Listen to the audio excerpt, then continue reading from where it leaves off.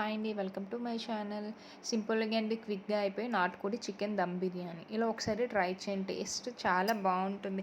ముందుగా half KG chicken తీసుకొని 2, 3 times బాగా వాష్ చేసుకున్నాక పసుపు, ఉప్పు, కారం, ధనియాల పౌడర్, హాఫ్ కప్ పెరుగు, అలాగే 4 స్పూన్ల ఆయిల్ కూడా వేసుకొని బాగా మ్యారినేట్ చేసుకోవాలి.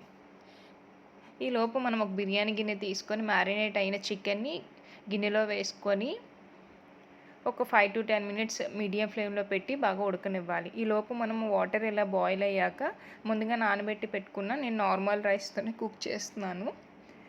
ఎందుకంటే మా ఆయన సడెన్‌గా నాటుకోడి తెచ్చి నాకు ఇలా దమ్ బిర్యానీ కుక్ చేయమని అడిగారు. సో, ఇంక పతిగారు అడిగాక మనం చేయకుండా ఆగుతామా? సో, ఇంకేముందనుకోని ఇంకా ఒప్పుకున్న పెళ్ళికి వాయించక తప్పదన్నట్లు నేను అతను చెప్పినట్లు ఇలా నాటుకోడితో బిర్యానీ ట్రై చేశాను.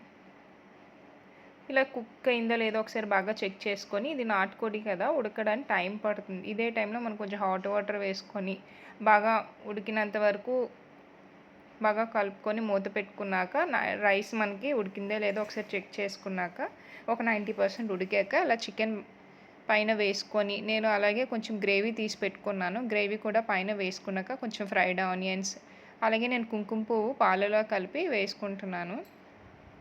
ఇట్లా వేసుకున్నాక 5-10 మినిట్స్ దమ్ పెట్టుకొని మీడియం ఫ్లేమ్లో ఉంచుకుంటే సరిపోతుంది.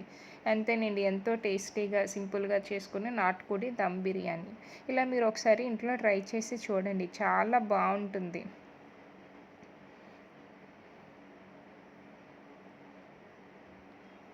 ఇలా ఒకసారి మూత తెచ్చి చూస్తే మనకి రైస్ కుక్ అయిపోయింది కదా. ఇంతేనండి. నచ్చిందా మరి? ఇలా ఒకసారి ఇంట్లో ట్రై చేయండి. నెక్స్ట్ ఏ రెసిపీ కావాలో కామెంట్ సెక్షన్లో కామెంట్ చేయండి. వేడి వేడిగా టేస్టీ నాటుకోడి chicken dum biryani ready. Thanks for watching.